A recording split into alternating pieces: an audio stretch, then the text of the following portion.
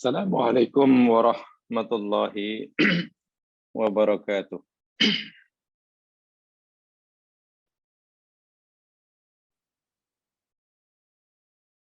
Alhamdulillah nahmaduhu nasta'inuh wa natubu ilaihi wa nastaghfiruh.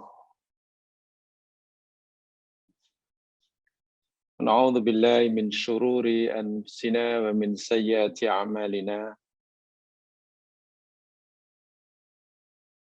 May yahdihillahu fala mudhillalah wa may yudlil fala hadiyalah. Asyhadu an la ilaha illallah wahdahu la syarikalah wa asyhadu anna Muhammadan abduhu wa rasuluh. Allahumma salli ala Muhammad wa ala ali Muhammad. Assalamu alayka ya Rasulullah. Bismillahilladzi la yadurru ma'asmihi syai'un fil ardi wala fis sama' wa huwas sami'ul alim. Bismillahilladzi la yadurru ma'asmihi syai'un fil ardi wala fis sama' wa huwas sami'ul alim. Bismillahilladzi la yadurru ma'asmihi syai'un fil ardi wala fis sama' wa huwas sami'ul alim. Rabbi shrah li sadri wa yassir li amri wahlul 'uqdatam min lisani yafqahu qawli. Amin.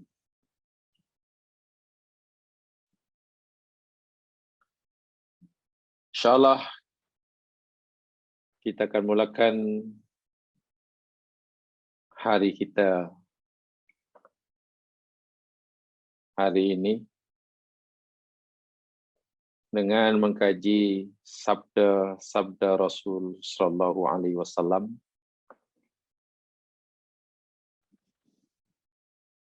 masih di bawah tajuk Birrul Walidain wa Silatur Rahim, bab yang ke-101. Dan hari ini kita akan pelajari hadis yang ke-1494. 1494.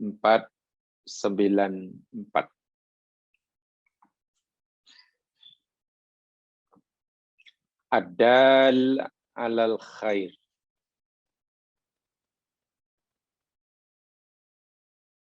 Menunjukkan, mengarahkan, memberitahukan kebaikan kepada orang lain.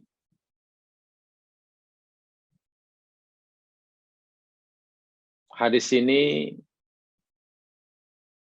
erat sekali hubungannya dengan tugas dakwah setiap muslim.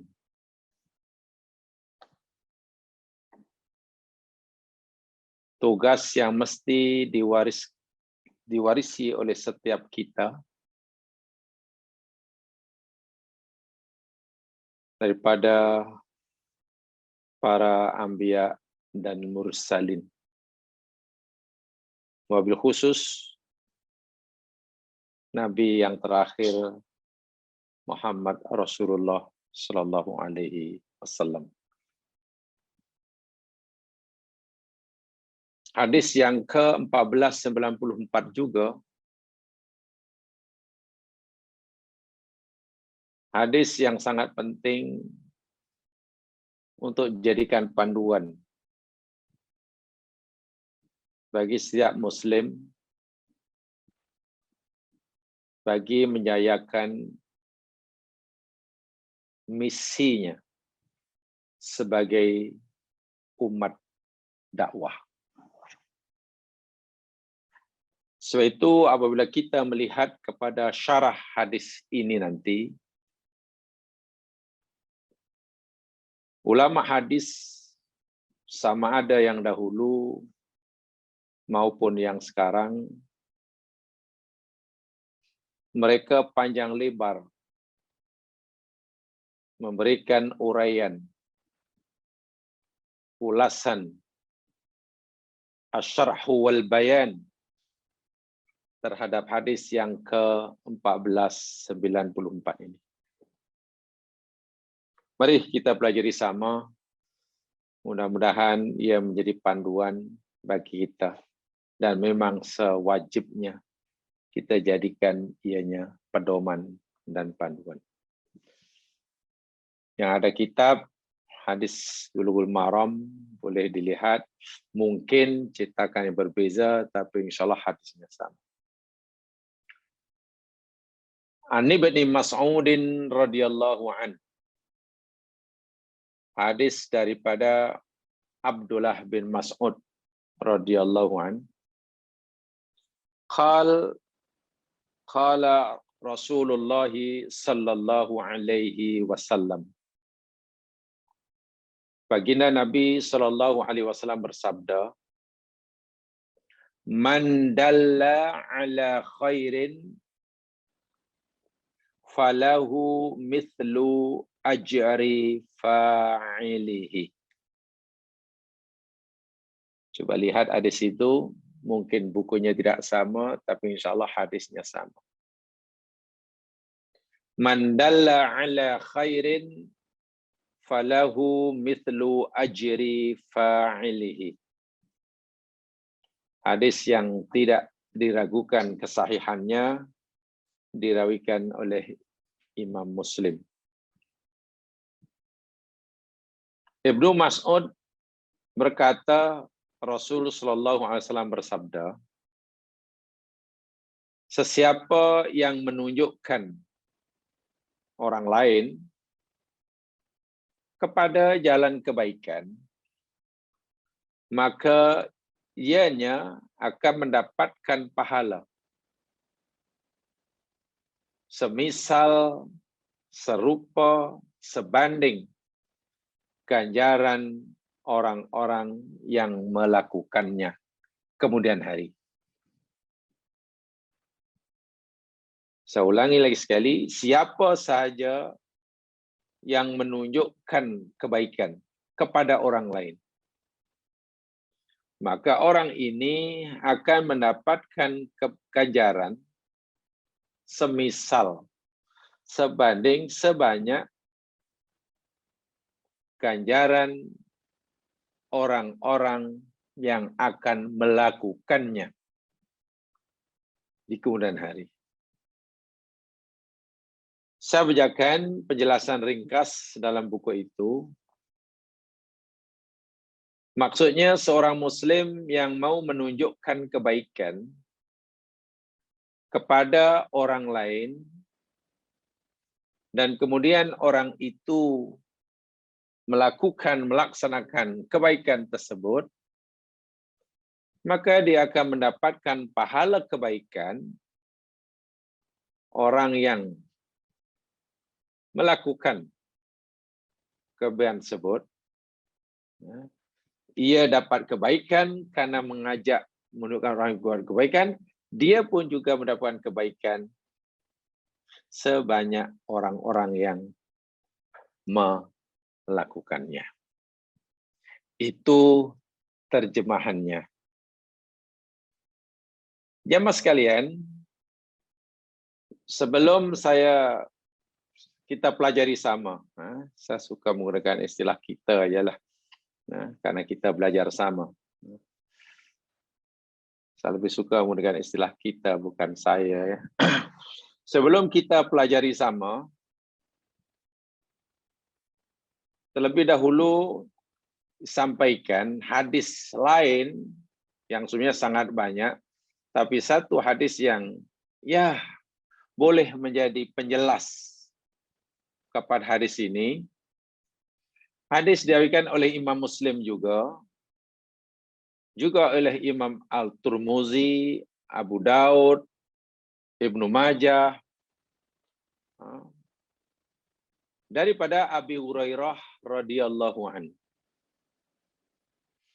Sabda Nabi Sallallahu Alaihi Wasallam, "Man da'a ila hudan, kana lahu minal ajri mithlu ujuri manittaba'ahu."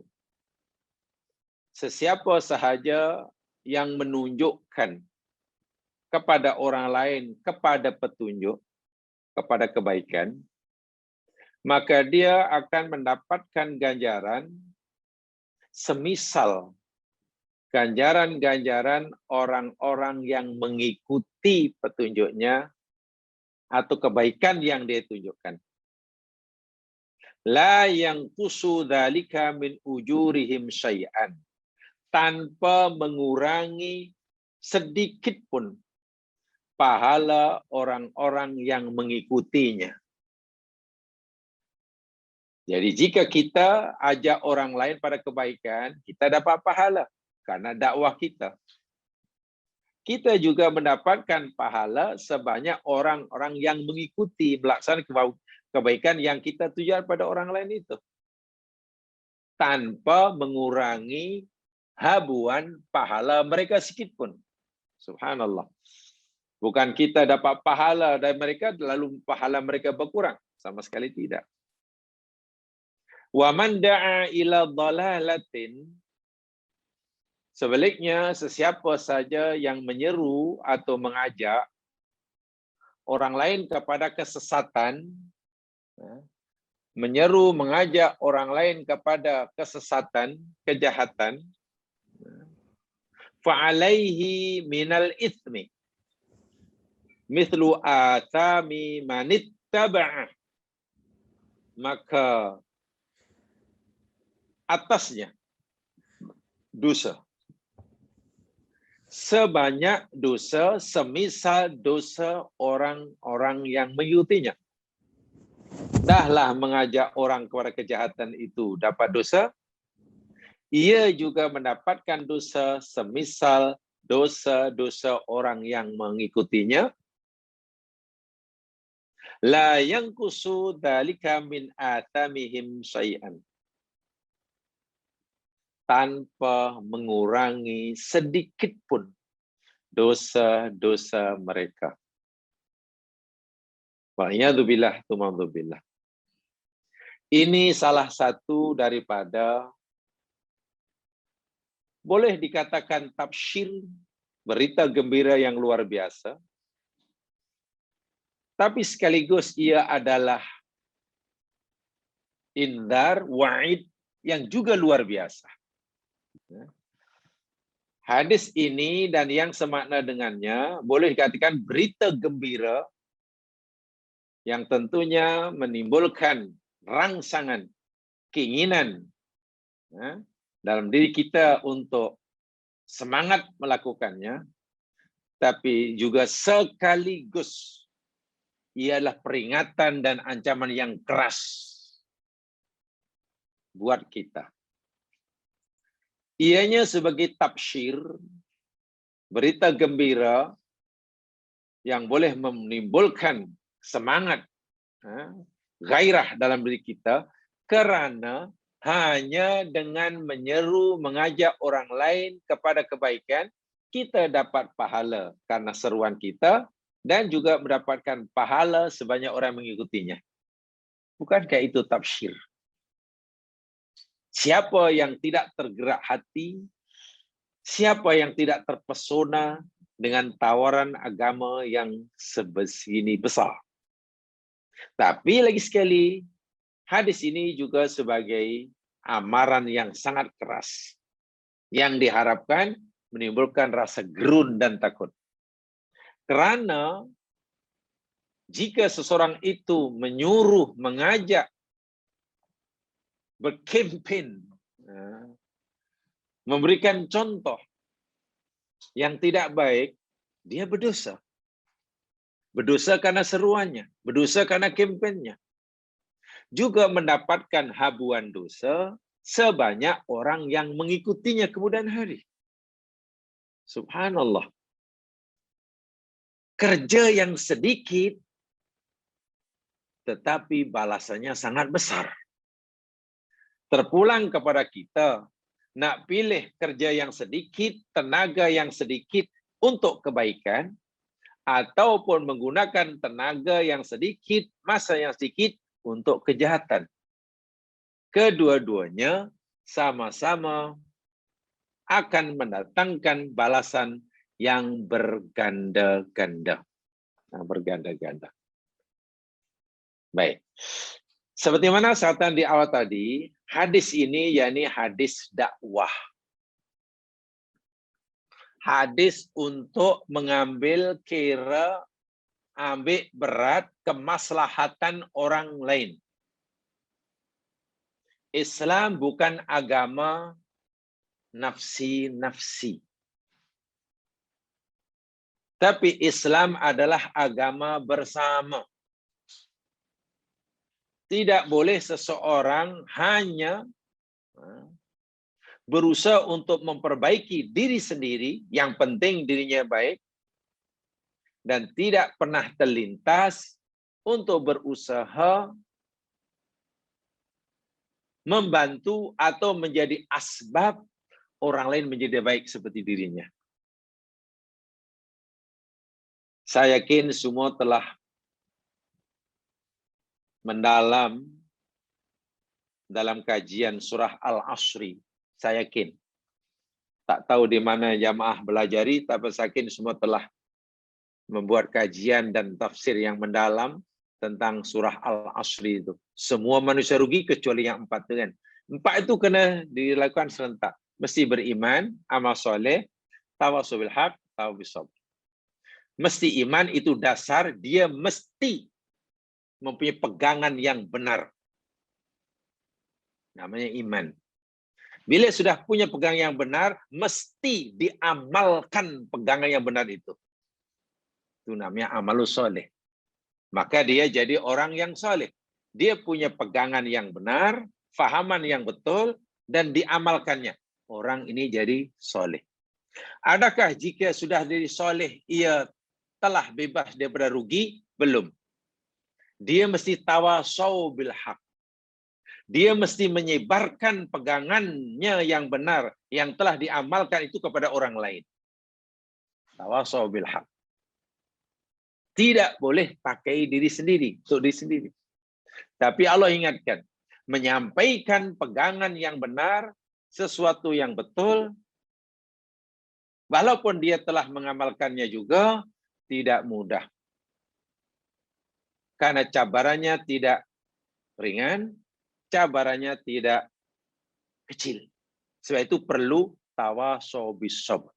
Bila 4 ini dilakukan, barulah orang terbebas daripada khusrun.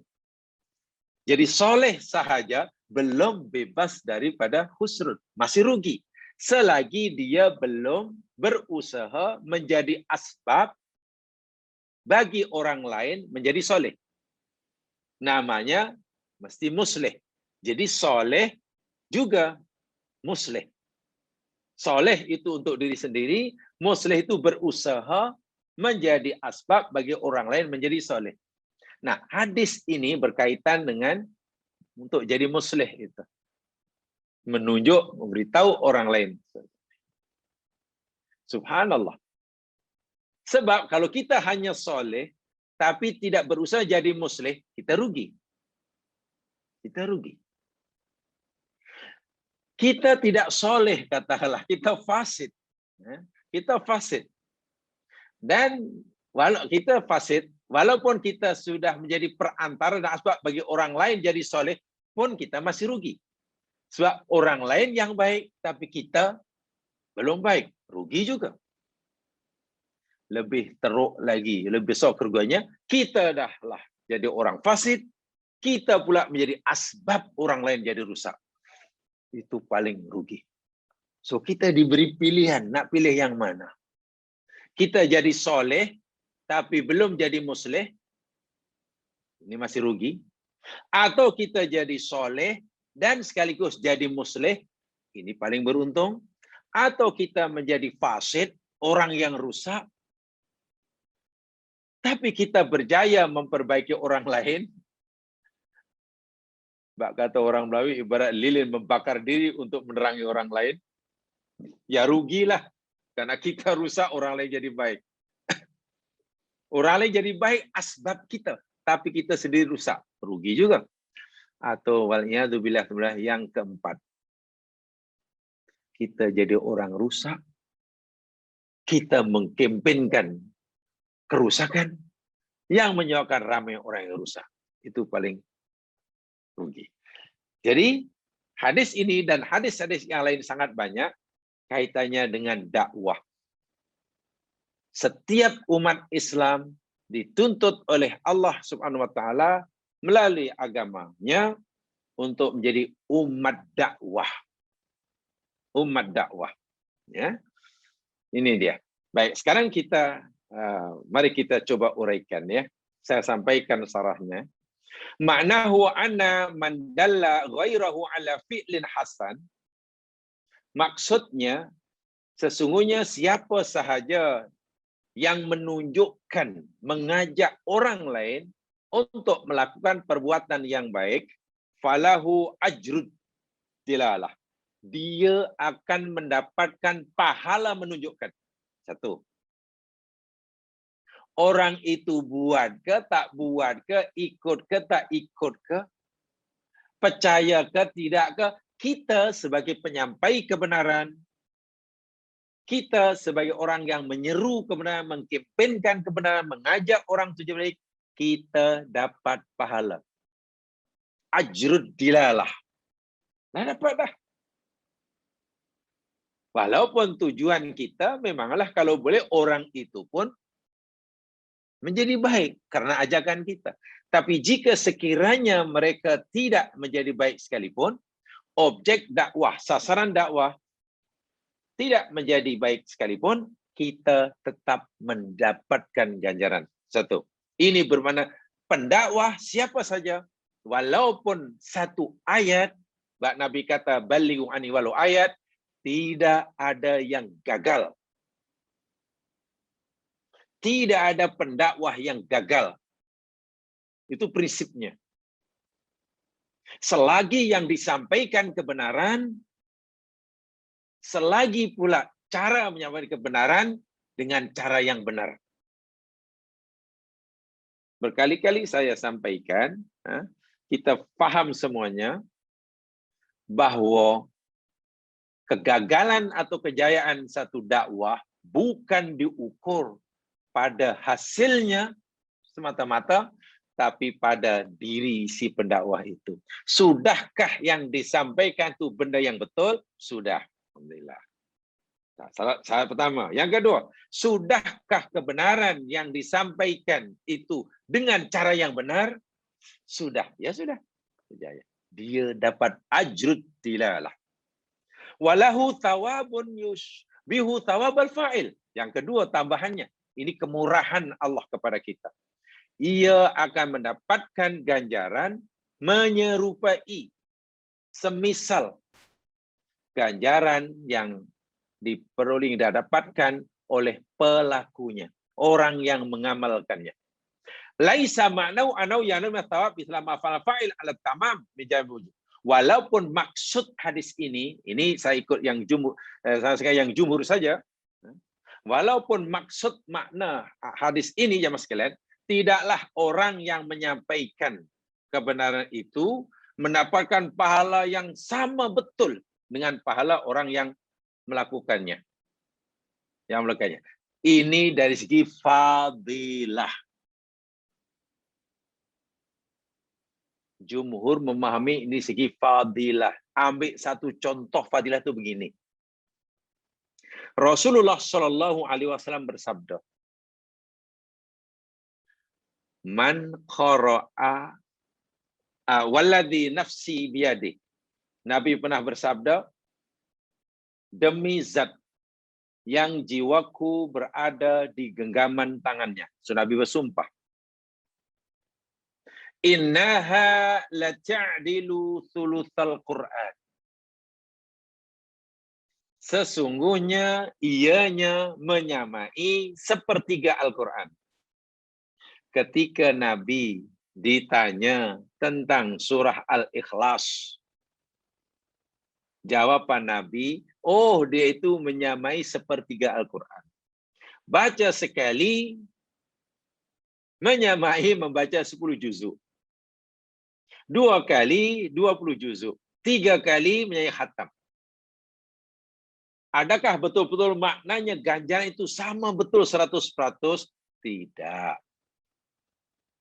Kalau pahala membaca Qul huwallahu ahad sekali, pahalanya dari segi kamiah daripada kafiat sama betul dengan pahala orang membaca 10 juzuk. Lalu buat apa kita baca 10 juzuk? Jika membaca surah Al-Ikhlas 3 kali, pahalanya sama betul dengan menghatamkan, membaca Al-Quran dengan hatam. Lalu buat apa menghatam Al-Quran? Cukup puluh 3 kali apa? Ingat, ini fadilat.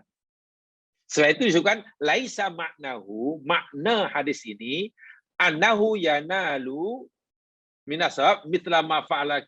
Bukanlah begitu maksudnya. Bukan pelakunya dapat pahala sama betul dengan ini. Tapi yakni dapat keutamaannya.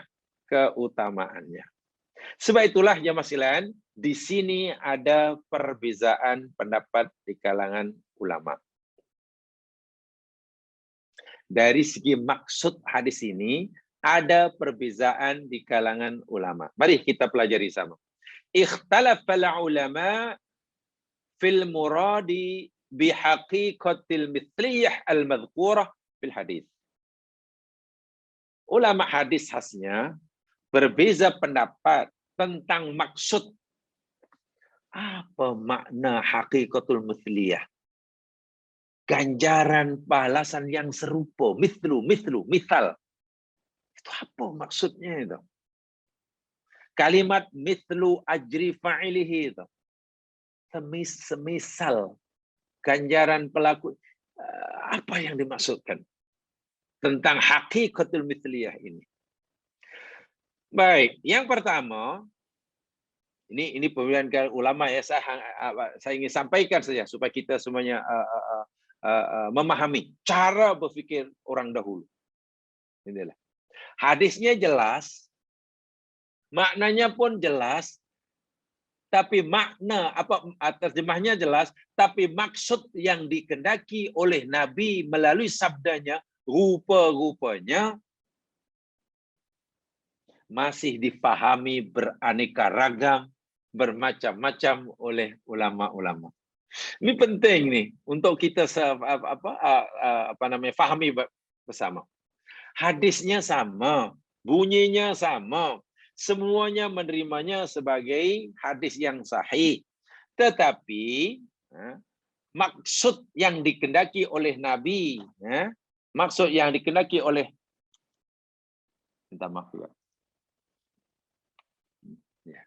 maksud yang dikehendaki oleh Nabi oleh sabdanya, ulama berbeza dalam memahami. Jadi perbezaan pemahaman terhadap nas, walaupun nas itu sharih, itu benda yang biasa. Tradisi ulama musyahid itu sudah biasa itu. Sebab kadang-kadang ada orang yang kebingungan. Saya heran, macam mana ayatnya sama, hadis sama, orang boleh beza pendapat nih. Sepatutnya tak beza. Jika kita mengingkari perkara ini jamaah sekalian, nanti apa kesannya? Satu di antara kesannya, kita meyakini pendapat kita lah yang benar dan yang tak sama dengan fahaman kita salah. Dan itu bahaya sekali.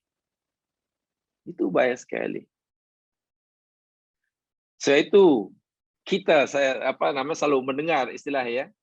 Bahkan saya juga pernah menyampaikan, dan ini pendapat yang saya pegangi. Perbezaan pendapat di kalangan ulama bukan semata-mata. Tolong tuh. Quote and quote nih. Bukan semata-mata kerana ada atau tiadanya dalil. Kalau ada dan tiada dalil, menimbulkan perbezaan itu wajar. Pendapat A ada dalil, pendapat B tak boleh dalil, pasti berbeza. Itu wajar. Perbezaan pendapat bukan semata-mata kerana ada dalil yang sahih, ada dalil yang tidak sahih. Wajar. Senang kita faham. A gunakan dalil yang sahih, sementara yang B berpendapat dengan dalil yang tidak sahih. Pasti berbeza. Tapi tahukah kita, perbezaan pendapat bukan semata-mata karena dua asbab tadi. Perbezaan pendapat juga sering berlaku. Ini saya tak cerita hari ini ya, saya cerita ulama dahulu. Kenapa saya tanya ulama dahulu dan bukan hari ini? Ya, karena ulama dahulu muslimah itu lebih patut untuk berbeza pendapat. Gitulah. Mereka ini orang-orang alim, mereka ini ulama-ulama yang tabakhur dan ta'amuk dalam satu kajian. Jadi dari segi patut dan patut, layak tak layak, lebih layak untuk berbeza pendapat. Itu saya katakan ulama dahulu. Ulama-ulama dahulu. Perbezaan pendapat rupanya juga berpunca daripada bukan berpunca pada ada atau tiadanya dalil. Dalilnya sama, bunyinya sama, semuanya tahu, semuanya menggunakan dalil yang sama itu, semuanya menerima dalil tersebut, tapi berbeda pendapat. Kenapa? Mereka berbeza pendapat cara memahaminya. Nah itu. Menurut A akan kata, menurut aku hadis ini maksudnya begini. Itu menurut dia. Belum tentu apa yang pendapat dia sama dengan pendapat orang lain. Sebab itu yang B kata, itu kata awak. Tapi kata saya ini. Tengok.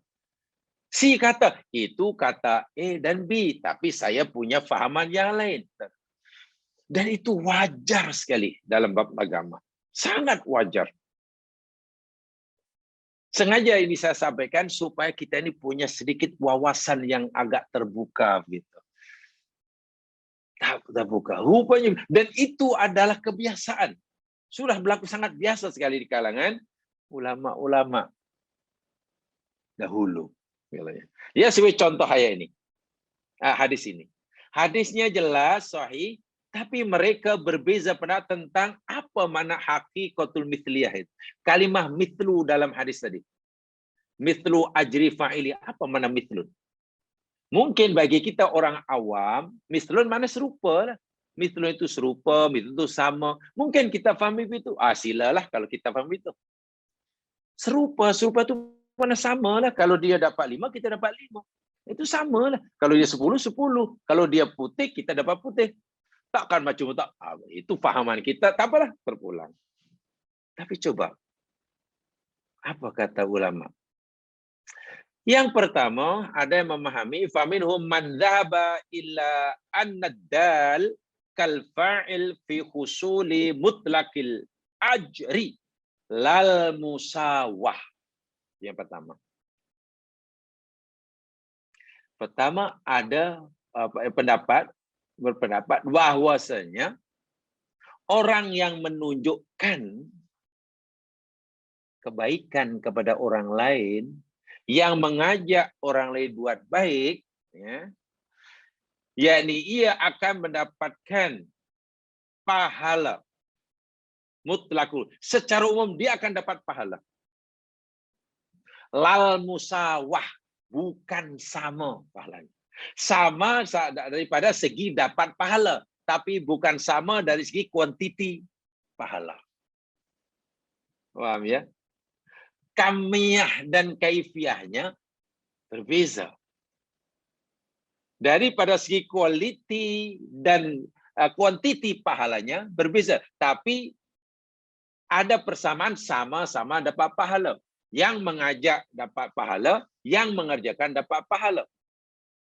Yang mengajak dapat pahala karena menyeru dan juga mendapatkan pahala sebanyak orang melakukannya, tapi dari segi sama-sama mendapat pahala. Husulil ajri. Bukan sama betul daripada segi jumlahnya dan dari segi kualitinya. Katalah kalau yang melakukannya katalah dapat 10 pahala dan kualitinya pun yang grade A umpamanya, maka yang menyuruhnya pun dapat 10 dan grade A. Bukan. Itu pendapat yang pertama. Tapi tetap saja dapat pahala. Jadi musawahnya, mithliyahnya ini segi pesamanya sama-sama dapat pahala. Penyampai dapat pahala, sang pelaku dapat pahala, penyampai juga dapat pahala sebagaimana yang Yang kedua, pendapat yang kedua, ya kita boleh terima pendapat itu, sila. Wa minhum man dhahaba ilal qawli bidhahiril hadis. Yang kedua berpendapat kepada zahir hadis. Apa yang tersurat, mantuk hadis, kerana bunyi hadisnya, siapa yang tunjukkan kebaikan pada orang lain, dia mendapatkan pahala mithlu. Karena hadisnya bunyi mithlu. Mithlu itu sama betul. Ayamin anadal, bahwasanya orang yang menunjukkan kebaikan, lahu, dia akan mendapatkan ajrul fa'il, akan mendapatkan pahala hakikatan, secara hakiki. Sama betul. Jika pelakunya dapat 10, maka yang menyampaikan, yang menyuruh dapat 10. Sama betul. Jika yang melakukan dapat 10 dan 10 itu kualiti pahalanya grade A umpamanya, si penyeru pun dapat 10 dan grade A. Sama betul, karena bunyi hadis begitu. Ini memain dengan apa yang mantuknya, yang bunyinya hakiknya seperti itu. Itu yang kedua. Yang pertama, dari segi kualiti kuantiti berbeza, tapi sama-sama dapat pahala. Allah tidak tentukan. Coba pilih yang mana. Ya, bagi kita pilih yang penting kita mengajak orang lain. Bab urusan pahala serahkan pada Allah. Ini kalau kita bicara hadis ini saja ya, sebab penentu ada pahala atau tidak kan tidak hanya ditentukan dalam ini ada syaratnya, mesti ikhlas namanya.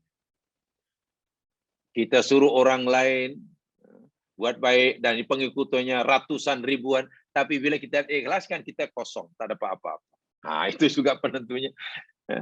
Yang menentukan kita ikhlas atau tidak, sebab Allah Maha mengetahui. Nah, tapi ulama lagi-lagi itulah, namanya tidak tinggal diam, ingin juga menyampaikan pahamannya. Yang ketiga, ini yang disampaikan oleh Imam As-Sun'ani dalam kitabnya At-Tanwir. Kitab Tanwir itu syarah kepada Al-Jami'us Shaghir. Imam As-Sun'ani kata, zahirul hadis al-musawah.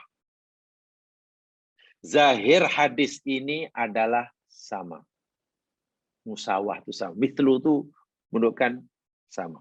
Wa qaidatus syariah, dan menurut kaidah syara, annal ajra ala qadril masyaqqah.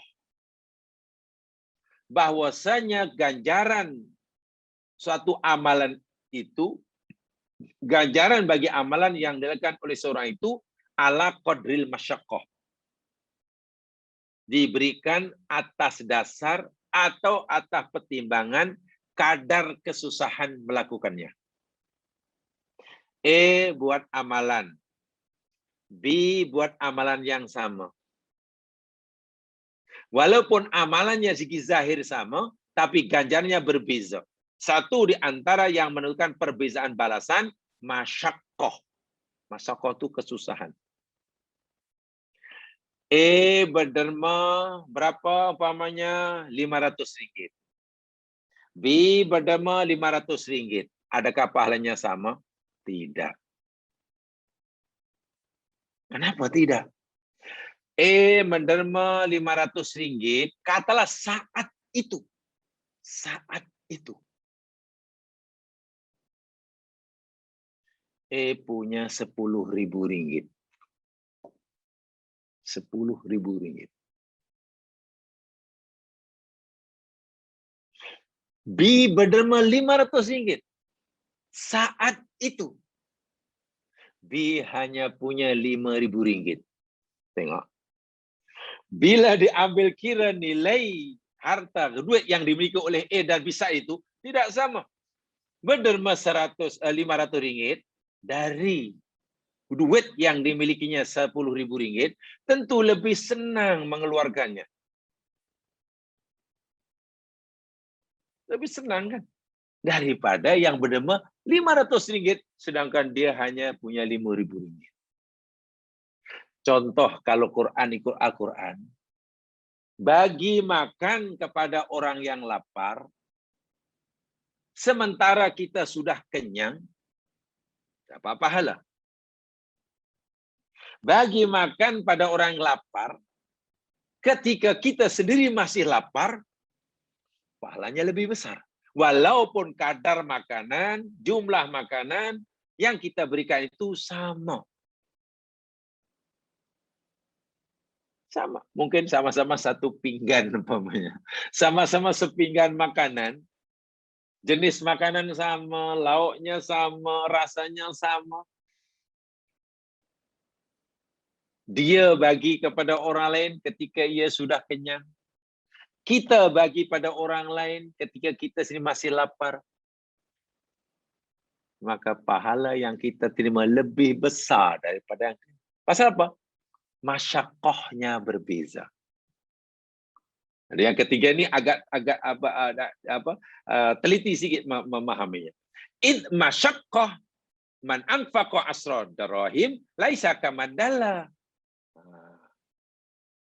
Karena orang yang bersedekah, katalah 10 dirham, 1.000 dirham, 1.000 ringgit, itu masyakohnya lebih berat ya mas sekalian, lebih besar daripada orang yang menyuruhnya. Daripada orang menyuruhnya. Ini apa namanya? Ulasan Amsa As-San'ani.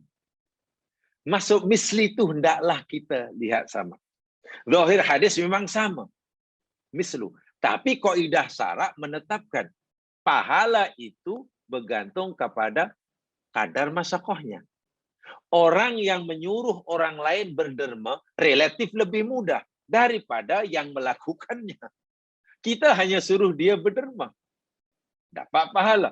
Dia yang melakukan. Takkan pahala kita sama betul dengan pahala dia. Walaupun sama-sama dapat pahala. Nah, saya ingat yang ketiga ini lebih realistik. Ini. Ya, lebih boleh diterima ini. Wa yadullu alaihi anna man dala insana qatl akhar yu'zaru wa la yuqtalum wa la yuqtasu minhu. Lalu beliau bagi contoh. Orang yang menyuruh orang lain, katalah A menyuruh B untuk bunuh C, dan B pun melakukannya, bunuh C itu, hukumannya tidak sama. B akan dikenakan kisos, yakni dibunuh. Karena bunuh C, maka B pun dibunuh. Sementara A tidak boleh dikisos. Hanya ditakzir. Jadi hakim akan menjatuhkan hukuman, bukan hukuman kisos, bunuh, tapi takzir. Bergantunglah kepada kebijaksanaan mahkamah. Sebab apa? Kesalahan A hanya menyuruh. Sementara kesalahan B melakukannya. Maka balasan dosanya, hukumannya tidak sama. Pahala orang yang menyuruh kebaikan takkan sama dengan pahala yang melakukannya. Ini yang dimaksudkan oleh As-San'ani. Kalau tengok dalam zahir hadisnya, yakni zahirul hadis al-musawah. Zahir hadis membawa makna sama betul. Tapi beliau kata qaidatus syariah, menurut kaidah syarak, annal ajra ala qadril masyaqqah. Bahwasanya ganjaran itu diberikan berdasarkan kadar masyaqqah yang di. Dah 3.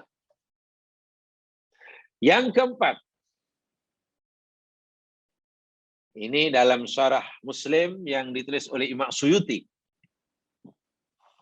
Suyuti juga mensyarahkan sebagai Muslim. Mengutip daripada apa yang kata Imam An-Nawawi. Al-muradu anna lahu tawaban kama li fa'ilihi tawaban. Nampaknya ini sama dengan yang pertama tadi.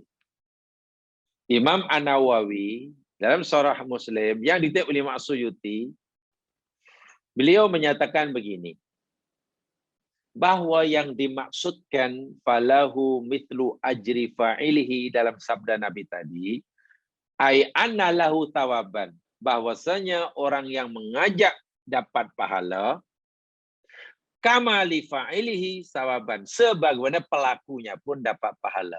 Jadi segi persamaannya sama-sama dapat pahala. La yazimu ayyakuna qadra thawabihima sawa. Tidak bermakna kadar pahalanya sama. Sama dari segi sama-sama dapat pahala, tapi tidak bermakna sama dari segi kadar pahalanya. Sama dengan di atas tadi ya. Itu kata Imam An-Nawawi yang beri saran pada wakil Muslim ini. Yang kelima, pendapat yang kelima, apa makna hakikatul mithliyah ini?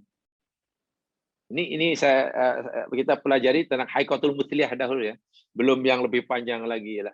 Sebab hadis ini sangat panjang penjelasannya.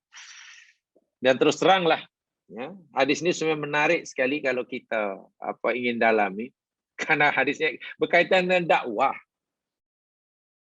Kaitannya dengan dakwah. Kaitannya dengan bagaimana usaha yang patut kita lakukan untuk kita bukan sekadar menjadi soleh, tapi jadi muslih. Gitulah. Sebab kalau hanya soleh saja, makna kita baru dapat setengah. Separuh untung, separuh masih rugi. 50% untung, 50% lagi masih rugi. Karena kita baru amanu wa amlu solihat. Kita sudah punya pegangan yang betul, benar, dan kita beramal dengan pegangan yang betul tadi. Itu iman dan amal soleh. Tawasau bil haq, tawasau bis sabr belum kita lakukan. Maknanya kita masih 50% rugi. Untuk membebaskan diri 100% daripada kerugian, mesti 4 itu. So itu hadis ini sangat-sangat penting. Sangat penting. Dan berlaku bagi setiap orang daripada kita umat muslimin. Bukan golongan tertentu. Bukan. Baik, kita kena faham. Berdakwah di zaman sekarang bukan tugas monopoli ustaz-ustaz. Bukan. Dan ustaz itu pun kan orang panggil ustaz. Kan? Jadi kalau tidak dipanggil ustaz kan tidak jadi ustaz. Jadi kalau umpamanya orang baru merasa wajib berdakwah setelah bergelar ustaz, elok panggil semua orang itu ustaz supaya ia bergerak hatinya untuk berdakwah. Nah, saya surkan begitu. Kalau seseorang baru tergerak untuk berdakwah, bila telah bergelar ustaz, saya surkan semua orang panggil orang lain ustaz. Dia bergerak hatinya. Kan hanya gelarannya panggilan. Sebab kadang ini pengaruh yang besar. Karena orang sudah panggil ustaz, saya mesti berdakwah. Tapi saya belum berdakwah, saya tak. Masya Allah. Kan tidak ada perintah dalam agama. Kita disuruh memanggil atau tidak orang itu ustaz atau bukan. Kan tidak. Pada zaman Nabi mana ada gelaran-gelaran itu ya mas kalian. Ini saya cakap yang paling asas nih. Tidak ada itu. Setiap sahabat semuanya itu adalah umat dakwah. Dan tidak ada gelaran tertentu dilekatkan pada diri seorang, predikat tentu untuk disandang seseorang, untuk menggerakkan hatinya untuk menyampaikan. Tidak sama sekali. So itu saya katakan, kalau orang merasa wajib berdakwah selepas bergelar ustaz, elok kita panggil semua orang muslim ustaz-ustaz, biar nanti bergerak. Sebab bila tak berdakwah nanti merasa berdosa, karena sudah terlanjur digelar ustaz. Tapi risikonya berat. Sesuai nanti itu. Selagi belum bergelar ustaz, maka tak wajib dakwah. Itu bahayanya. Itu bahayanya. Itu ya yang saya pegangi hingga hari inilah ya Mas. Saya itu bagi saya tidak terlalu penting itu. Bagi saya maknanya dakwah itu tugas setiap muslim. Sudah balighu ani walau ayat. Dan Nabi tidak ada tambahan lagi. Balighu ani walau ayat. Sampaikan oleh kamu apa yang kamu dapat dari aku walaupun satu ayat. Tapi tunggu dahulu bergelar ustaz. Tak ada. Sama sekali tidak ada. Tahu satu ayat, sampaikan satu ayat. Nanti dapat dua, dapat dua. Itu saja kewajiban kita. Itu. Baik. Kemudian, yang kelima. Dhahaba ba'dul a'immati ila annal mithla madhkur fi hadal hadis wa nahwi innama huwa bi ghairi tab'if. Yang kelima, ada pendapat sebagian imam-imam mujtahid berpendapat bahwa yang dimaksudkan mithlu ajri fa'il, kalimah mithlu, haqiqatul mithli ya, yang disebut dalam hadis tersebut dan mungkin hadis-hadis yang lain seperti mana hadis kedua yang disampaikan tadi, inama huwa bi ghairi tad'if. Yang dimaksudkan yakni tanpa penggandaan. Dapat pahala tapi tanpa penggandaan. Berbeza dengan si pelakunya. Yang melakukannya satu kebaikan digandakan 10. Gitu kan? Kalau yang melakukannya satu kebaikan digandakan 10. Sementara yang menyuruh gandaan itu tidak ada. Bi ghairi tad'if. Sama-sama dapat pahala tapi berbeza dari segi gandaannya. Itu yang kelima. Yang keenam. Pendapat yang keenam. Ini cerita tentang mithli dahulu. Hakikal mithliyah dahulu. Ini yang dipilih oleh Imam Al-Qurtubi. Seorang mufassir terkenal. Imam Al-Qurtubi. Annau mithlu sawa fil qadr wa tad'if. Sesungguhnya, ini Imam Qurtubi, wah pendapatnya betul-betul betul-betul membuat kita semangat. Pendapat yang dipilih Imam Al-Qurtubi benar-benar membuat kita super semangat. Kata Imam Al-Qurtubi bahwasanya makna mithlu itu sawa. Mithlun itu mana sama betul. Fil qadri wa tad'if. Dari segi kadarnya, dari segi gandaannya sama.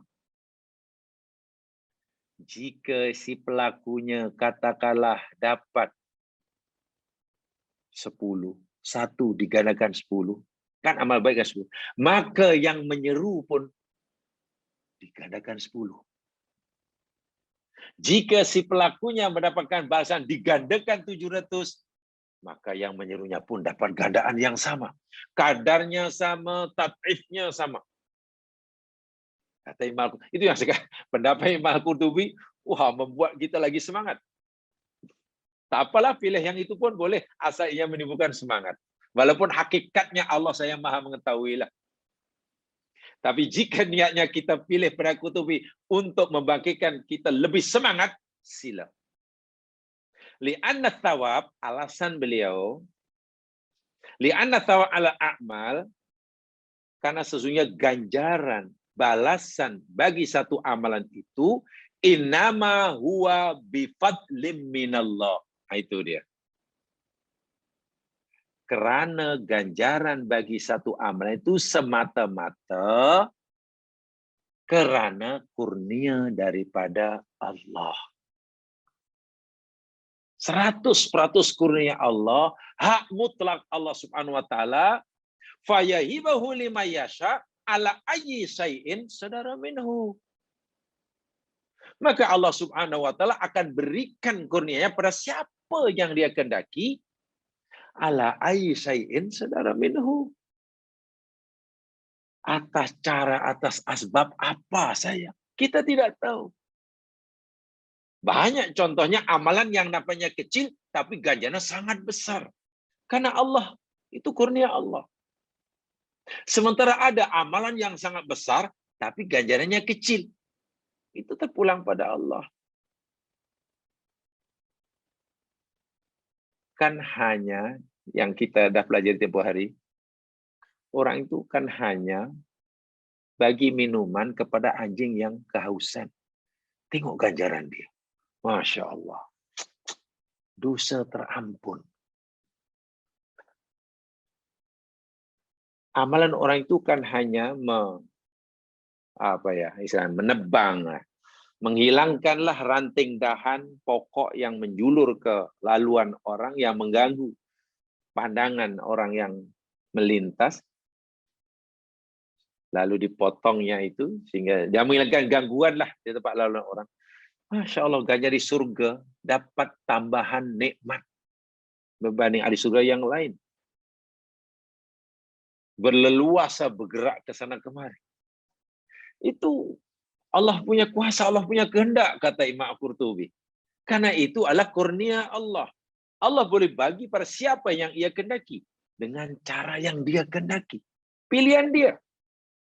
Khususan idza sahhatin niyat allati hiya min asli a'mal fi ta'ah. Lebih-lebih lagi jika orang yang melakukan, yang menyiasati, niatnya ikhlas. Oh, luar biasa. Menyeru orang niatnya ikhlas. Jadi dakwah ilallah. Bahasa dakwahnya lebih-lebih lagi ia ad-dakwah ilallah, bukan ad-dakwah ila nafsi. Berdakwah betul-betul mengajak orang kepada Allah, bukan berdakwah untuk diri sendiri. Bukan dakwah ila nafsi. Dakwah ila nafsi ya untuk kepentingan dirilah, untuk dapatkan apalah, untuk dapat kredit apa kau macam itu. Dan lain sebagainya. Allah Maha tahu itu.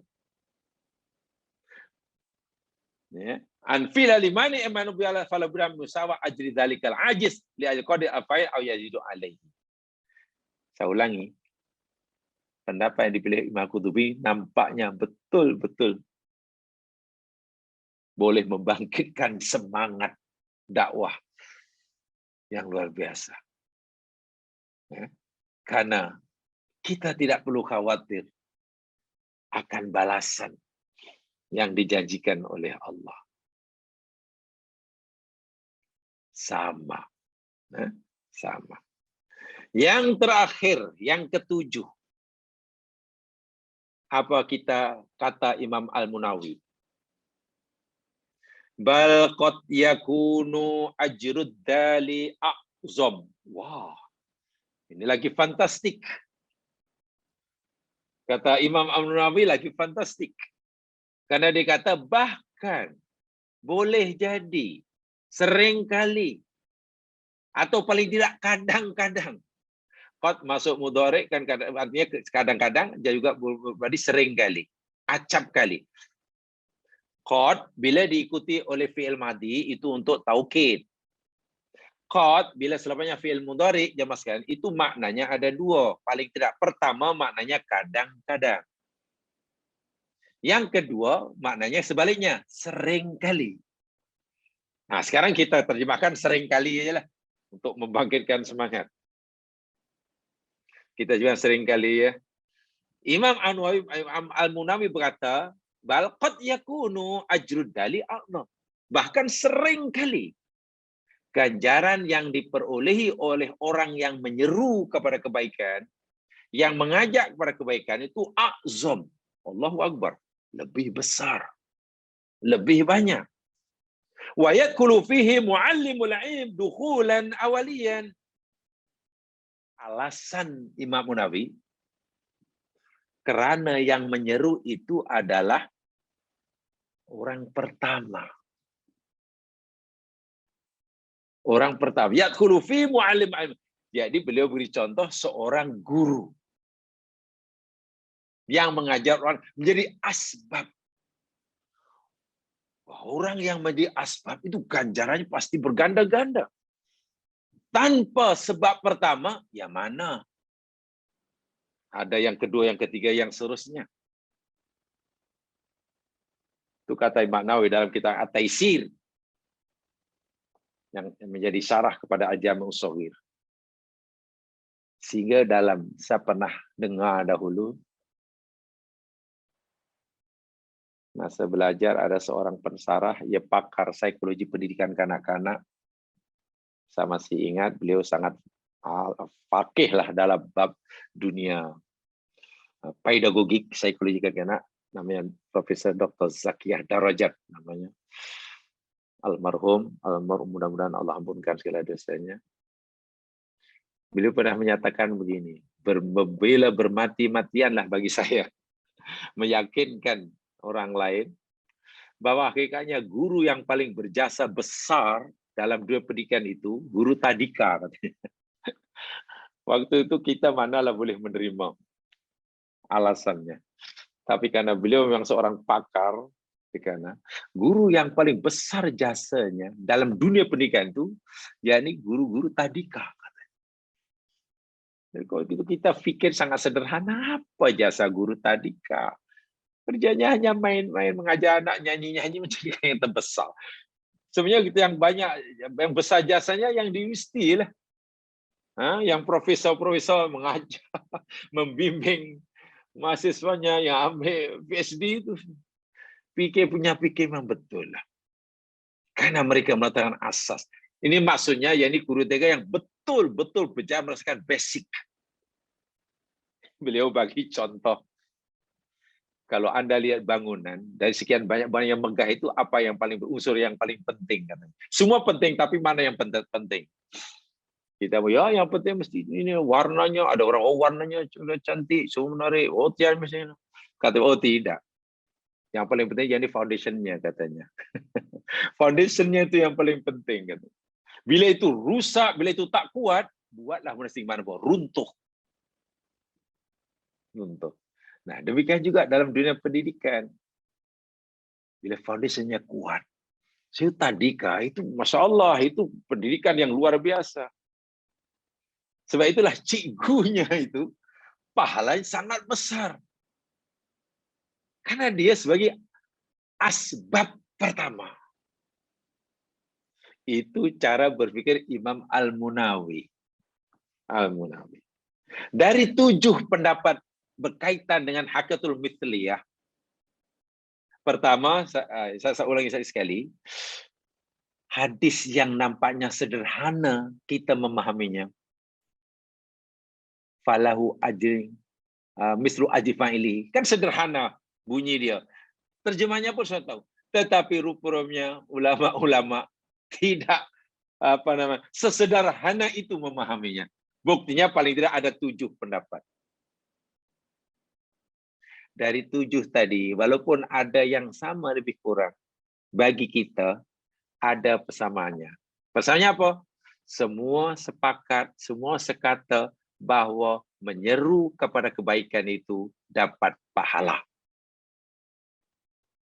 Karena dilalahnya. Dan juga dapat pahala. Semisal orang yang mengikutinya. Mereka hanya berbeza pendapat tentang semisalnya saja. Ya kita pengen yang sama itu saja. Ya. Kita paham yang itu saja. Ini benar wa kullama masdada adadul muntafi'in bi ilmil alim. Ini masih sambungan daripada kata Imam Munawi. Dan saya tidak pasti sama ada Dr. Zakiyah Darajat dulu membaca kitab ini karena pendapatnya nampaknya yang sama betul. Yang paling berjasa yakni cikgu-cikgu tadika. Karena memang betul setiap kali bertambah manfaat daripada ilmu orang yang mengajar, si cikgu mengajar. Lalu manfaat daripada ilmu yang diajarkan oleh cikgu tadi bertambah-tambah manfaatnya. Bukan bertambah manfaat bagi yang pengamalnya, tapi juga semakin ramai orang yang dapat manfaat daripadanya. Isdada ajruhu biidnillah. maka ganjaran si cikgu tadi, si penyampai kebenaran tadi, si penyeru kepada kebaikan tadi pun bertambah-tambah juga. Masya Allah. Dengan izin Allah. Ma'al akhdhi fil i'tibari anna nas yatafadaluna fi ajrihim kadzalik ala hasbi ikhlasihim wa sidqihim. Itu tak dipetikai lah, tentulah. Tinggi, rendahnya, banyak, sikitnya, besar, kecilnya, ganjaran tadi, manfaat tadi, tentulah bergantung kepada keikhlasannya. Bergantung kepada masyakohnya, tadi sudah sebut tadi. Semakin besar masyakohnya, maka semakin besar. Nah, ini perlu dipegangi ya sekalian ya. Sebab biasanya bila orang itu menerima masyakoh malah tak beramal, itu susahnya. Orang senang, orang kaya, orang banyak duit, lalu bersedekah, itu baik. Orang miskin, susah, tapi mampu bersedekah, itu lebih baik. Walaupun kadar sedekahnya tidak sama. Orang sehat, mampu sholat tarawih, itu bagus. Orang sakit, tapi masih mampu, ingin dan mampu tarawih, itu juga lebih bagus. Tapi biasanya, yang pergi tarawih, malam ini saya tak boleh lah, saya tak sihat lah. Biasanya kita, bila tak sihat kan malah tak buat apa-apa. Seakan-akan keadaan kita yang tak sehat, keadaan kita yang serba kekurangan, keadaan kita jadikan alasan untuk menutup pintu beramal. Oh, itu rugi sekali itu. Sangat rugi. Kesusahan yang kita alami, masyakoh yang kita alami, apalagi musibah yang menimpa kita, tidak boleh kita jadikan alasan untuk kita tidak beramal, untuk kita berhenti. Bukan bermakna pintu beramal tertutup bagi orang yang sedang punya masalah. Pintu beramal tetap terbuka. Bahkan bila ia masih tetap mampu beramal seperti mana sebelumnya, ganjarannya berganda. Ya tafadhalun, akan dilebihkan. Itu rugi orang yang sakit, tapi tidak sholat. Sholat sunat, maksudnya kalau sholat fardu memanglah dosa. Rugi orang yang kaya, tidak mau bersedekah, rugi. Jelas rugi. Orang yang miskin, yang susah, tapi tak mau bersedekah, walaupun 1 sen, rugi. Lebih-lebih lagi jika kaya tak mau bersedekah. Orang sebenarnya tak cukup masa, sebab masanya mungkin dihabiskan untuk kerja-kerja taujak yang lain, mengurus keluarga sebab kekurangan, tapi masih ada ruang untuk belajar. Oh, luar biasa itu. Fadilat ganjaran belajarnya luar biasa karena dia sibuk, boleh katakan tak ada masa. Ganjaran pasti lebih besar daripada mereka yang punya masa 24 jam dan belajar. Itu kan yang Quran kata, alladzi yunfikuna fis sarra'i wad dharra. Tetap infak, tetap beramal, sama ada sarra senang, wad dharra atau susah. Masya Allah. Dalal hadis ala anna dilalah ala al-khair yujiru biha dal alaihi ka fa'il khair. Sudah sampaikan. Dan hadisnya pun sudah disampaikan, ya saya tidak perlu mengulangi lagi. Baik. Kemudian, ini hadis yang bagi saya juga perlu kita ketahui sama jamaah sekalian. Betapa besarnya manfaat dan pahala berdakwah. Bahkan lebih besar daripada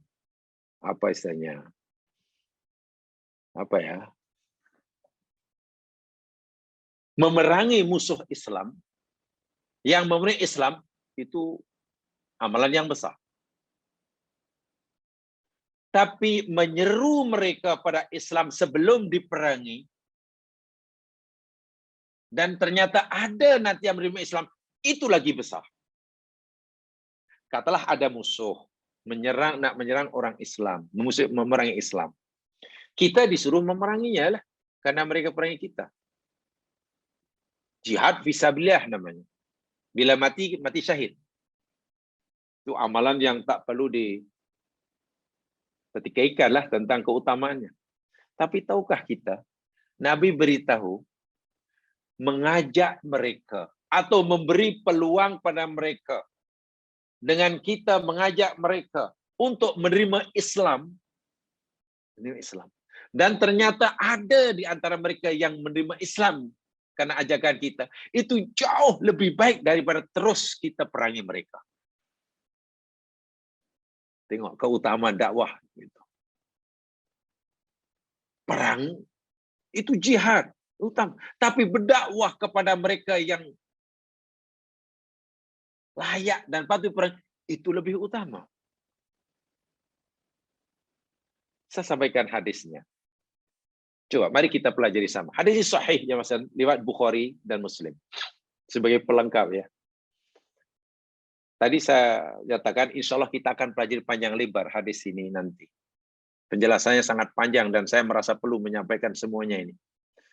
Apalagi nanti mungkin ada yang berkata begini, hadis ini kata siapa yang ngajak orang lain buat baik dapat pahala sebanyak orang melakukannya. Tiba-tiba kita baca Al-Quran umpamanya. Dalam Al-Quran pula dalam surah banyak sekali lah dalam Al-Qurannya.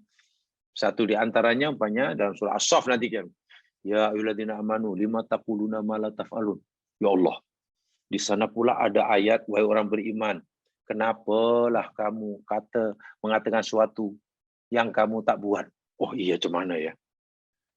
Nabi suruh kita berdakwah, mengajak orang buat baik. Kalau kita mengajak orang buat baik, kita dapat pahala sebanyak pahala mereka. Tapi Quran kata, kenapalah kamu mengatakan sesuatu yang kamu tak buat? Besar dosanya tau. Atak murunan nasa. Ada kamu nak suruh orang lain untuk melakukan buat baik? Watan sauna anfusakum.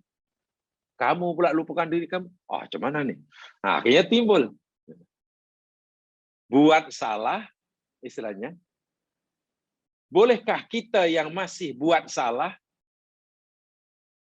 tapi menasihati orang lain supaya buat baik? Itu kan nanti kita jadi masalah nih. Iya ya.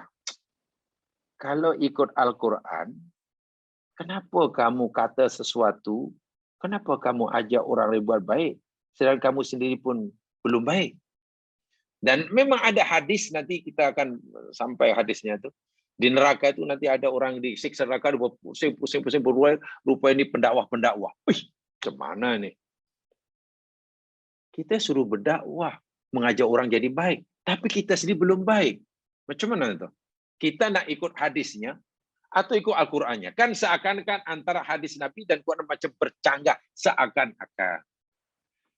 Ya, sepindah macam bercanggah lah. Sehingga pertanyaannya mungkin boleh kita kata, bolehkah kita yang masih buat salah, kita yang masih banyak kekurangan, masih kurang ini, menasihati orang untuk berbuat baik? Akhirnya ramai yang berpegang kepada itu tadi. Diabaikan hadis ini, lalu dipegang Al-Quran tadi. Kamu jangan suruh orang buat baik. Selagi kamu tak buat baik, nanti besar dosanya. Mana kamu hanya kata tapi tak kutuk, besar tu. Ada kamu nak suruh orang lain untuk buat baik, kamu sendiri tak nak. Jangan. Iya pula ya. Akhirnya semuanya tak berani sebab kenapa awak tak berani ni? Saya bukannya ini, saya jadi guru baik. Saya belum ustaz. Apa kita fikir ustaz semua sempurna? Coba renungkan betul-betul. Ya kita bukan ustadz, mana boleh tegur. Apa kita kalau kita kata itu, nak tegur orang lain, ajak orang lain berbuat baik, menunggu kita sendiri sudah jadi sempurna. Pertanyaan, siapa orang yang sempurna di dunia ini? Ya, yang sunnah ada Rasulullah. Kalau itu Rasulullah saja yang wajib berdakwah. Iya pula ya. Nah, masanya ke sana nanti. Ya, masanya ke sana. Jadi memang panjang. Itu saya katakan tadi. Termasuk hadis yang dahulu masa belajar saya paling minat, hadis-hadis seperti inilah. Yang kaitannya dengan dakwah. Lebih tepatnya kaitannya dengan ialah tentang muslim. Untuk jadi soleh memang perlu. Untuk jadi soleh ada ilmunya. Ini kena buat ini ya, jamaah yang kita pelajari selama ini kan untuk membolehkan jadi soleh, belajar ini begini, cara solat itu begini, ini haji itu begini, akidah yang betul itu begini. Itu cara ilmu untuk buat kita jadi soleh. Tapi ingat, jangan hanya berusaha untuk jadi soleh. Ada tugas kedua, berusaha untuk jadi musleh. Dan itu boleh berjalan serentak. Artinya jangan untuk berusaha jadi musleh, tunggu soleh yang semula dahulu. Oh, tidak boleh begitu. Kalau itu nampaknya nanti tak akan buat apa-apa nanti ya, tak akan buat apa-apa. Baik, saya ingin sampaikan hadisnya dulu. Tadi saya kata orang Islam berhadapan dengan orang kafir yang hendak memerangi Islam. Oke. Orang Islam wajib perangi mereka. Perintahnya jelas dalam Al-Qur'an. Qatilul ladzina yuqatilunakum. Perangi oleh kamu orang-orang yang memerangi kamu. Perangi. Jihad misalnya mati syahid. Kemuncak kemuliaan mati adalah mati syahid. Tetapi Nabi bagi pilihan. Tapi kalau kamu tidak terus perangi mereka, sebenarnya kamu dakwah pada mereka, kamu ajak mereka, kemudian ada di antara mereka yang menerima ajaran kamu, memeluk agama Islam, wah itu lebih baik. Artinya, hatta ketika umat Islam disuruh berperang dengan orang kafir pun, jangan tinggalkan dakwah, menyeru mereka terlebih dahulu untuk memeluk Islam. Tengok, kedudukan dakwah dalam agama. Kedudukan menyampaikan, menyeru pada kebenaran dalam agama. Sangat tinggi. Hendaklah didahulukan sebelum serang mereka, sebelum perangi mereka. Hadisnya sahih riwayat Bukhari Muslim. Daripada Sahal bin Sa'ad. Ini saya sampaikan hadisnya ya. Sahal bin Sa'ad. Anna Rasulullah sallallahu alaihi wasallam, bahwasanya Rasulullah sallallahu alaihi wasallam qala yaumul Khubayr, pada peperangan Khubayr baginda bersabda, la utiyanna rayata ghadan rajulan yaftahullahu ala yadayhi. Sungguh pasti aku akan berikan bendera kemenangan, panji-panji kebesaran Islam ini besok kepada seorang lelaki yang di tangannya, melalui tangannya lah Allah akan memberi kemenangan. Ingat, perang Khaybar itu peperangan yang dahsyat juga melawan orang Yahudi, ya mas sekalian. Lambat sangat. Kenapa tak menang-menang nih? Sepatutnya tentara Islam sudah berjaya mengalahkan mereka. Kenapa tak menang-menang? Di mana salahnya? Sebab boleh katakan relatif lama orang Islam memperoleh kejayaan kemenangan dalam perang Khaybar. Sedangkan di atas kertas sepatutnya Muslim sudah menang. Jadi Nabi merasa kenapa lambat sangat. Lalu Nabi kata, sungguh pasti besok pemegang panji keagamaan Islam ini aku akan serahkan pada seorang lelaki yang melalui tangannya Allah akan beri kemenangan. Artinya yang akan dilantik menjadi ketua perang lah. Panglima perang itu orang. Sahabat malamnya menunggu siapa agaknya besok ini. Siapa agaknya ketua kita yang baru. Mereka berharap, harap saya, harap entah dia dah. Qala fabatan nasu yadukuna latahum ayyuhum yaqtaha. Allah yuqtaha. Kata Sahal bin Sa'ad, malam hari itu ramai sahabat sepanjang malam berjaga, susah nak tidur. Karena mereka mengagak-agak, mengharapkan siapa gerangannya besok yang Nabi lantik menjadi ketua, yang memegang panji kebesaran Islam. Siapa agaknya? Mereka menunggu, tanda tanyalah besok maksuman. Dan harap saya. Sebab hanya oleh orang ini sajalah Allah nanti akan memberi kemenangan melawan Yahudi di Khaybar. Falamma asbahan nasu ghadaw ala Rasulillah sallallahu alaihi wasallam kullu. Maka telah berpagi-pagi semua sahabat jumpa menemui baginda Nabi. Kerumun pagi-pagi Rasulullah kumpul jumpa Nabi. Semuanya yarju ayut toha. Mereka semua berharap agar dirinya yang dipilih oleh Nabi. Tak mengapalah berharap jadi dilantik oleh Rasulullah, apalagi dilantik jadi panglima perang. Apalah, boleh saja mengharap, ini tugas yang mulia. Tugas yang mulia.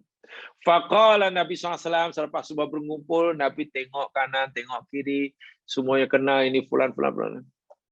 Ada seseorang yang Nabi cari, tapi tak ada di majelis itu. Lalu Nabi tanya, Aina Ali bin Abi Thalib? Mana Ali bin Abi Thalib? Menantu Nabi lah tu. Sepupu Rasulullah, menantu Rasulullah. Mana Ali? Kenapa Ali tak nampak? Orang lain pun sudah mulai, apa pula Ali yang ditanya? Kenapa Ali pula yang dicari oleh Nabi?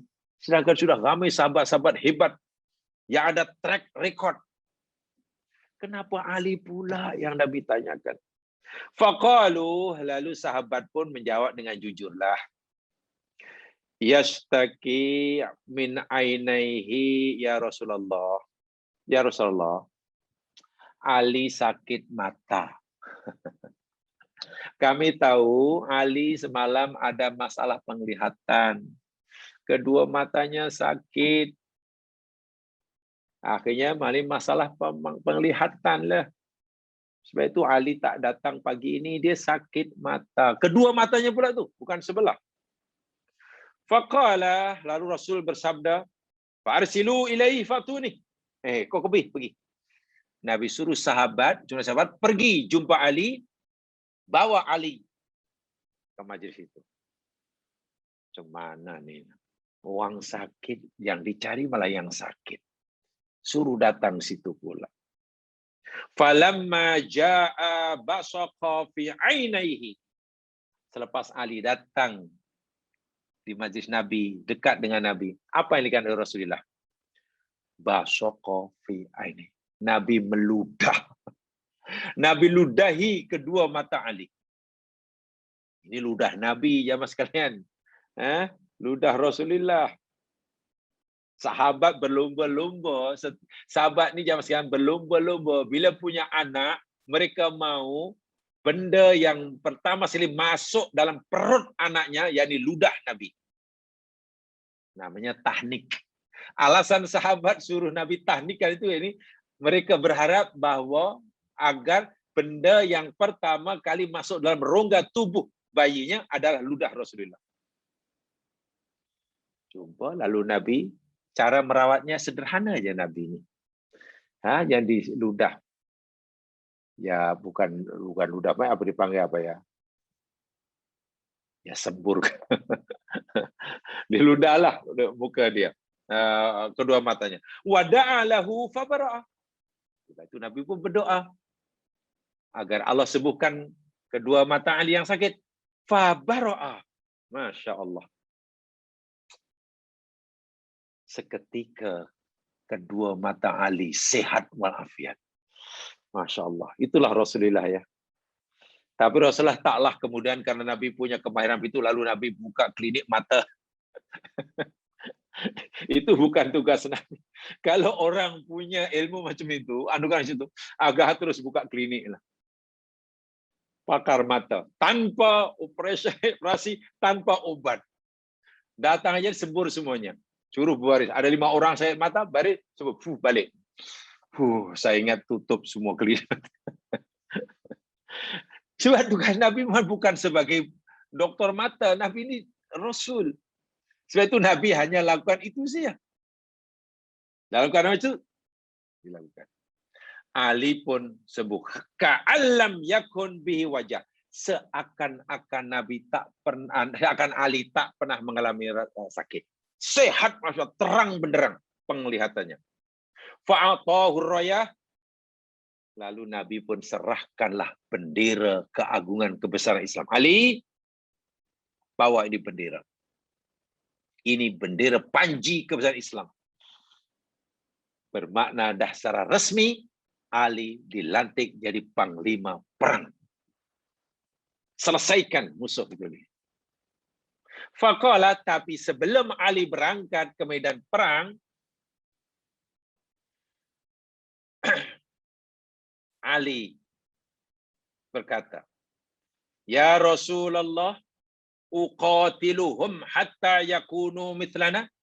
Ya Rasulullah, adakah kami, Ali kata aku ya, untuk aku. Adakah aku ya Rasul mesti perangi mereka semuanya? Sehingga mereka menjadi seperti kami, mana muslim semuanya? Ya Rasulullah, adakah tugas yang kau berikan pada diri ini? Aku mesti perangi mereka sehingga mereka memeluk agama Islam seperti kami? Qala, apa jawab Nabi? Unfut ala rasulika hatta tanzila bisahatihim. Ali, kau cobalah pergi, laksana ikutilah jejak langkah kamu. Terus masuk ke tengah mereka. Hatta tanzila bisahatihim. Sehingga kamu sampai ke tempat mereka. Kau terus pergi dan kamu dalam betul-betul berada di tempat mereka.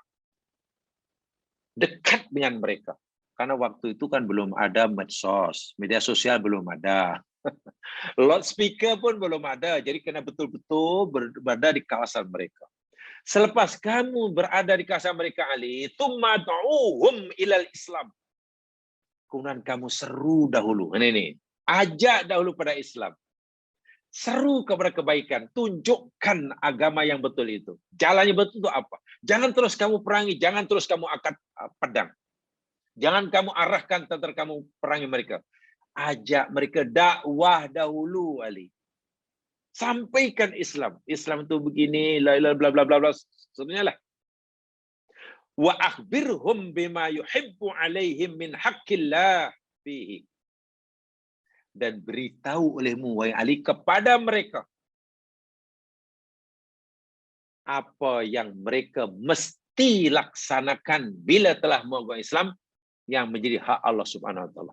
Bila mereka nanti meluk agama Islam, terima dakwahmu Ali, bagi tahu mereka Allah punya hak yang mereka mesti wajib tunaikan. Fa wallahi, demi Allah wahai Ali, la an yahdiyallahu bika rajulan wahida. Demi Allah, demi jika sekiranya Allah memberi petunjuk dengan sebab kamu berdakwah, walaupun hanya pada seorang, khairun laka, lebih baik bagimu wahai Ali, min ayyakuna laka humur ni'am, daripada engkau akan mendapatkan unta-unta yang merah. Ini bukan rampasan perang yang banyak lah. Kalau kamu perangi, kamu dapat rampasan perang yang tidak sedikit. Kamu untung. Tetapi, jika kamu berdakwah pada mereka dan berjaya memberi petunjuk ke Allah, memberi petunjuk pada mereka, walaupun seorang dengan sebab dah kamu, itu jauh lebih baik daripada rampasan perang yang kamu akan perolehi bila kamu perangi mereka. Tengok jamaah sekalian kedudukan dakwah itu. Orang yang sudah jelas-jelas memusuhi Islam, yang sudah jelas-jelas mengangkat senjata terhadap Islam, yang sudah jelas-jelas telah berlaku peperangan orang-orang Islam, yang umat Islam pun ya sudah banyak yang tewas. Akhirnya Ali dilantik sebagai panglima perang yang kesekian kalinya. Itu pun Nabi masih berpesan, Ali, kalau boleh jangan terus kamu perangi. Tolong sampaikan kebenaran Islam itu. Walaupun nanti mungkin hanya seorang saja yang terbuka hatinya, Allah hatinya, dengan seasbab dakwah kamu, itu jauh lebih baik daripada kamu akan mendapatkan unta-unta besar, gemuk lagi merah menerang pasan perang yang banyak. Inilah dakwah ya mas sekalian. Inilah dakwah. Dan dakwah mestilah ketika Ali berdakwah pasti tidak boleh ada perasaan benci. Benci jika mereka memerangi, melihat jika Ali melihat mereka si musuh, Ali wajib benci sebagaimana mereka benci Ali. Tapi ketika Ali melihat mereka sebagai objek dakwah, sebab Nabi sudah sama dakwah, Ali tidak boleh ada perasaan benci. Tengok tuh. Bagaimana Ali ada perasaan benci kepada orang yang dijadikan objek dakwah? Tidak mungkin. Sebab itu ketika Ali disuruh menyampaikan dakwah, Ali mesti melihat mereka ini bukan musuh lagi nih. Saya mesti sayangi mereka nih. Saya kalau benci dakwahnya hanya di bibir. Inilah poin yang bagi saya sangat penting. Kepada orang yang jelas-jelas memusuhi Islam pun ketika kita jadikan mereka objek dakwah, kita tidak boleh ada perasaan benci. Bagaimana pula jika objek dakwah itu sesama Muslim? Hanya karena berbeza pahaman. Hayati betul-betul. Jamaah sekalian, itu saya sampaikan. Insya Allah kita akan sambung semula.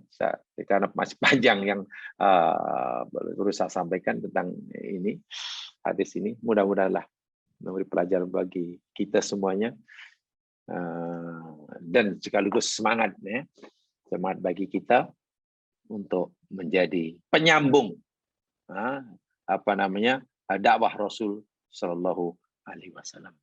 Itu saja, mudah-mudahan berkati. Subhanakallahumma bihamdika asyhadu an la ilaha illa anta astaghfiruka wa atubu ilaik. A'udzu billahi wal 'asr. Innal insana fi khusr illa alladziina aamanu wa shalihat tawassaw bil haqq wa tawassaw bis sabr. Assalamualaikum warahmatullahi wabarakatuh.